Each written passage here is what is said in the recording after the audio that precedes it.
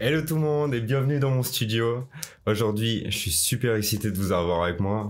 Mon nom c'est Aesthesie et je suis là pour vous présenter le processus, un peu de behind the scene de la vidéo que je sors aujourd'hui. Le vidéoclip de Blaze the Fuck Up de l'EP qui arrive, Technomancia par le groupe Curl. On y va!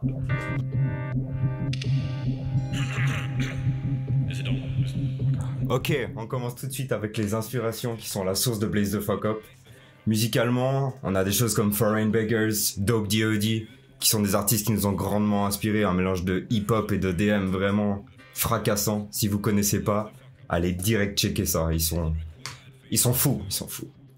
Au niveau visuel et narratif, les inspirations sont multiples. On a évidemment la littérature de science-fiction cyberpunk avec Ghost in the Shell, Altered Carbon, The Neuromancer. Du côté français, on a Les Furtifs de Alain Damasio. Vraiment, j'adore la SF et je me suis gavé. Ensuite, au niveau visuel, c'est marrant parce que une des premières inspirations qui était là depuis le tout début, c'était ce fameux générique de cette série Batman qui est sortie en 92. Vous devez l'avoir en tête, je vous mets quelques images.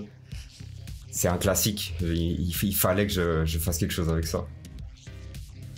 Ensuite, au-delà de ces inspirations, honnêtement, il n'y avait qu'à regarder autour de soi un grand nombre des choses qui ont été pensées par les cyberpunk il y a 50 ans sont aujourd'hui réalisées avec des systèmes de surveillance généralisés, nos smartphones on n'a pas de bras robots, mais nos smartphones, on en est bien dépendants et ils sont toujours sur nous. Donc je trouvais intéressant. Parallèlement à ça, il y avait aussi tous ces développements par rapport aux objets connectés, et j'imaginais justement cette sorte de grand poncho électronique que portent les technomanciens, qui est comme une sorte d'ordinateur de peau qu'on ajoute sur sa peau.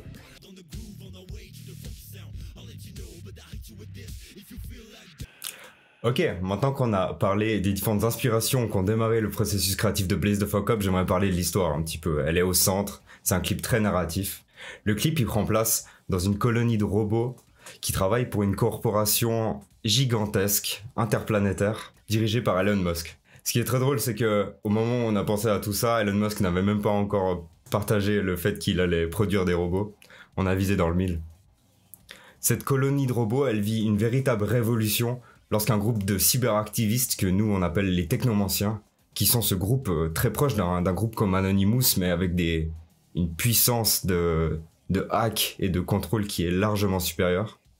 Ils décident de s'infiltrer dans le système et de libérer tous ces robots du contrôle de masse et du contrôle du comportement qu'ils subissent. Donc on a vraiment dans ce clip des thèmes de révolution, rébellion, contrôle de masse et tout ça à l'ère du numérique et potentiellement d'une vie numérique même.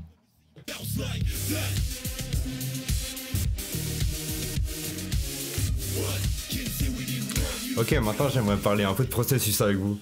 Aujourd'hui, je suis super content de sortir le clip parce qu'en réalité, ça fait 4 ans que je travaille dessus, bien sûr avec des pauses et des moments de rush dessus. Mais ça a été un travail gigantesque pour moi de produire tout ça. Il faut imaginer ces 5 minutes de clip réalisés entièrement par une personne. Comment vous dire? Je n'ai pas eu de vie.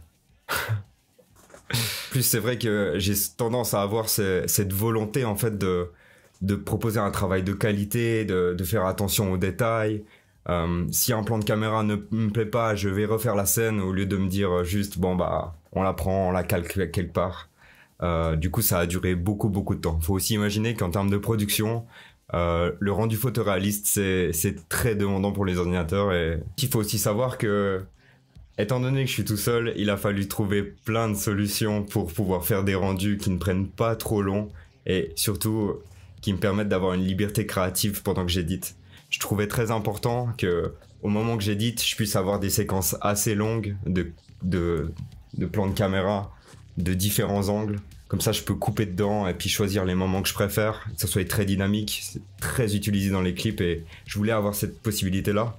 Mais j'avais vraiment pas envie de faire tous mes rendus de toutes les caméras pour ensuite choisir dedans, parce que du coup j'aurais jeté des centaines d'heures de rendu que mon ordinateur aurait dû fournir.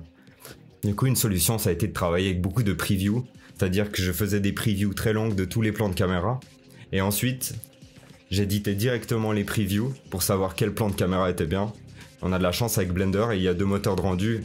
Un qui s'appelle Eevee, qui est quasiment un moteur de jeu vidéo, en termes de technologie du moins.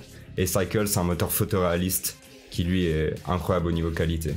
Du coup, en utilisant les deux, on peut vraiment avoir un résultat incroyable tout en ayant un workflow qui est très efficace, même pour les petits. On va maintenant parler de comment est-ce qu'on a collaboré avec les membres de Curl pour réaliser ce clip. Si j'ai fait toute la partie 3D, Teva Mana, qui lui a fait la musique, m'a grandement aidé tout au long du processus, et Dario également qui a posé sa voix sur le clip. Il faut savoir que on a commencé les deux projets exactement au même moment, la musique et le clip.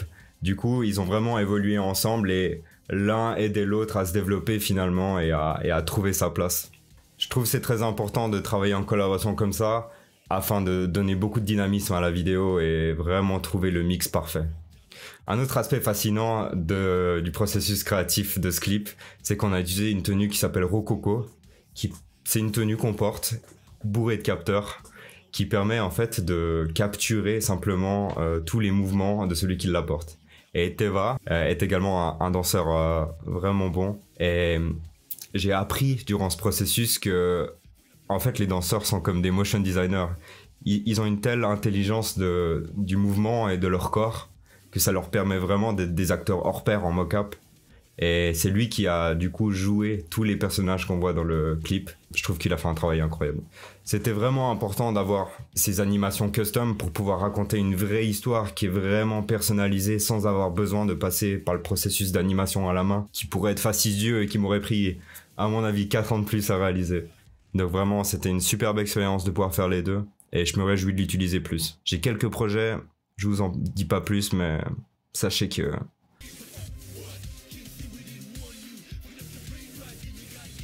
Ok, on arrive déjà à la fin de cette vidéo du processus créatif de Blaze the Fuck Up. J'espère qu'elle vous aura plu. Moi, ça m'a fait un grand plaisir de vous inviter ici dans mon studio pour parler de ça. C'était un plaisir. Je suis très introverti, donc je fais pas ça souvent, mais je me suis rendu compte que beaucoup de gens ne savaient pas à quoi je ressemblais. C'était l'occasion de vous montrer un peu les behind the scenes. Maintenant, je vous en prie, allez directement regarder ce clip. N'hésitez pas à partager, à enregistrer, à mettre dans des playlists pour des petits créateurs. Pour moi, ça représente le monde. Et pour vous, on va pas se mentir, c'est gratuit. Du coup, faites-le. Je vous remercie énormément pour ça. Et puis on se retrouve tout bientôt, j'espère, pour d'autres projets. Let's go!